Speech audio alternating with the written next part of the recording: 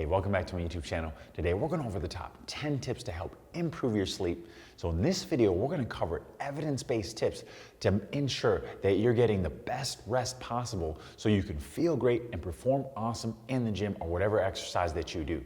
This video is intended for those who have a hard time sleeping or are looking to optimize their sleep practice so they can perform better. So tip number one is routine. I want you to go to bed at the same time every night. In fact, I want you to set an alarm for yourself in the nighttime so it cues you to get ready for bed. Don't just set an alarm before you're actually ready to go to bed, because that's not going to be useful for you. Set an alarm about an hour before. I want you to get ready, start relaxing, and so you can get to sleep at that same time every night. Consequently, I want you to get up at the same time as well every night. It doesn't matter if it's a little bit later or if it's a little bit earlier. Getting to bed at those times is going to cue your body over the long term to get ready for rest. You're going to feel more and more like you want to sleep, and you're going to get better rest in the long run. Let's get into tip number two. I want you to be avoiding caffeinated beverages, coffee, tea, energy drinks, even pain medications or cannabis too late in the day, probably before 12 o'clock, especially if you're going to bed earlier, like 9 o'clock. You may want to think about 10 or 11 a.m. as those substances can affect your sleep. The other thing that I really want you to think about is eliminating alcohol past lunchtime. If you're gonna be drinking, really try to do it in the morning or lunchtime, because if you have alcohol in your system when you're going to sleep, or your body's still metabolizing it, it's going to make your sleep, it's gonna decrease your sleep quality and you're gonna suffer for it. So have alcohol early, try not to have too much. Tip number three is for those who have insomnia or who suffer trying to get to sleep or even waking up in the middle of the night and not being able to go back to sleep. I want you to be proactive at getting an exercise and managing your stress so that you will sleep better. We know from the research that if you're getting in good exercise, 20 or more minutes a day of moderate to vigorous exercise, or if you can at least get 30 minutes a day of moderate exercise, you are going to be sleeping better. You're going to feel more tired. You're less likely to wake up and stay up in the middle of the night. And that goes for stress as well. If you're constantly stressed, even if you have a great routine of sleep and you're going to bed at the same time every night, if you're always like anxious and you're always having to do things and you're worrying about things, well, that's a problem, and it's likely going to affect your sleep. So I want you to be managing your stress. I want you to cut out everything at least 1 to 2 hours before you go to sleep so that you can get relaxed, have a plan for the next day, you know what you do, and you can forget about worrying. Taking a bath sometimes, doing meditation, doing some writing, having a journal, writing down your thoughts and your worries can help de-escalate that stress. So when you get to sleep, your body's prepared to actually sleep and not worry through the whole night, which can cause you to wake up and have disrupted sleep. Number four, I want you to turn down all the lights before you go to sleep and a couple hours before, right? I want it to be movie theater darkness level, okay? I don't want you to be going into the bathroom, turning on the light, getting ready, brushing your teeth, flossing, washing up here, all with the lights on. I'm a freak about my sleep, so I actually shower with a little amber light that I'm gonna link, have the link for you up.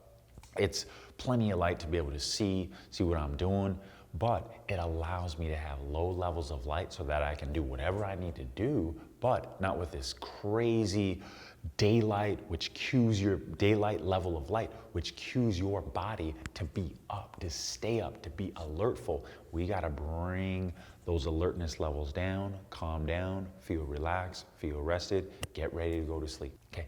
Number five is I don't want you to drink too much liquids before bed, because you don't want to be getting up in the middle of the night to go take a pee. That's not necessarily bad, even if you have to get up in the middle of the night and you can go back to sleep.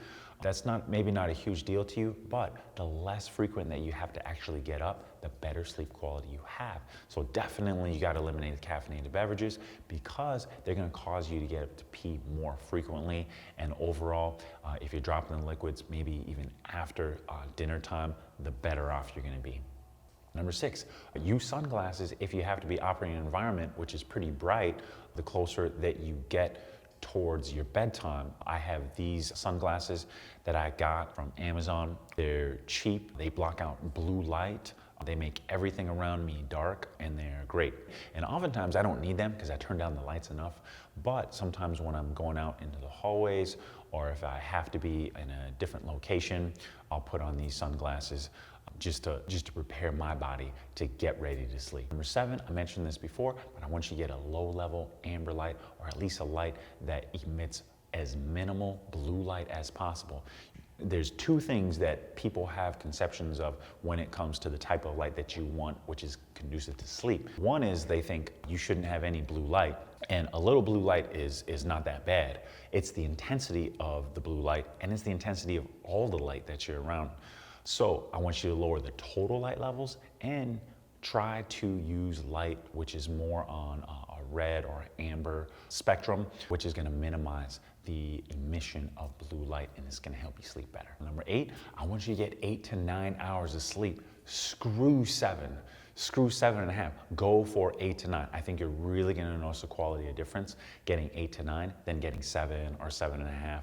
People who say they can get by with 7, they probably don't remember what it's like to actually get 8 or 9, in which case you don't even, generally you're still not as tired, you have more energy, you're more focused, you're thinking better. So I highly recommend you get 8 to 9 hours of sleep per night. Number 9, I want you to be thinking about taking little naps during the day, especially for those of you who have insomnia. This is a great way to practice naps, and guess what? There's no consequence if you don't fall asleep.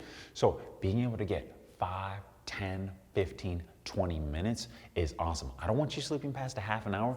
That is shown in the research to be disruptive of our sleep patterns in the nighttime, but try to take advantage of little naps when you can. It's a great way to be refreshed, and if you have a lot of stuff to do, the naps are almost going to be integral to your productivity. Number 10, I want you to make sure your environment is as sleep friendly as possible. So it means the temperature, if anything, should be a bit on the cooler side. It doesn't necessarily have to be between 60 and 70 degrees, which is kind of the formal recommendation, but it should be on the cooler side. There shouldn't be any loud, sudden noises that you have to go to sleep to. If anything, you can use like a white noise machine, and you want to make your environment as dark as possible. And it doesn't mean to be pitch black dark, but it should be dark enough where if you close your eyes, you can't tell the difference between it being pitch black. So you can just kind of go like this, close your eyes, open them in your bedroom, and if there's no difference really between those light levels, that's an appropriate light level for you. So you can still see a little bit in your room if you need to, but it doesn't need to be pitch black. Should be dark enough though. So in the past about 7 years, I've been consistently getting 8 to 9 hours of sleep, even more towards 8.5 hours of sleep, and I've never looked back. In fact, I don't ever sacrifice my sleep for pretty much anything. New Year's Eve, parties, sporting events, rarely do I go above that, except if it's maybe with family or friends that I haven't seen in a long time.